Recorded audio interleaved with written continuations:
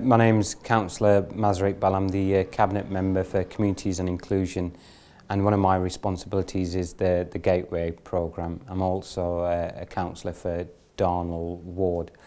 The city is very diverse, and we've recently had the census data which says the population has grown by just over 10%.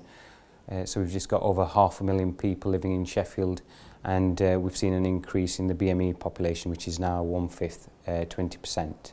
I'm immensely proud that Sheffield did get involved in 2004 in the resettlement programme, one of the first cities to do that.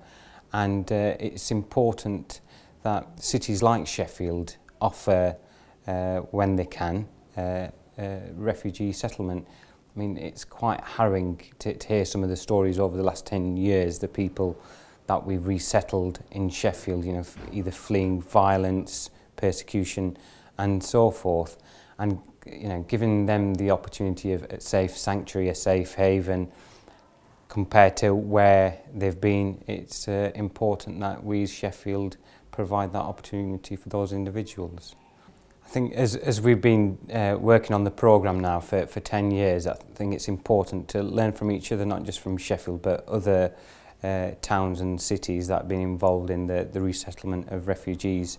And I remember hosting an event very recently with colleagues from France, and it was talking about our experience. It's not just the council, but working with the health service, for example, working with community organisations where the refugees will be resettled. And it's just sharing good practice and learning from one another.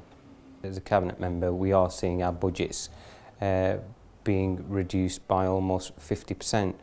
But there is this rhetoric out there which is quite confusing, which confuses migration with refugee settlement.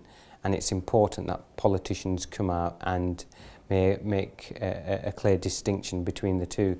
And I'd encourage as many nations in Europe to come forward and support this refugee settlement programme.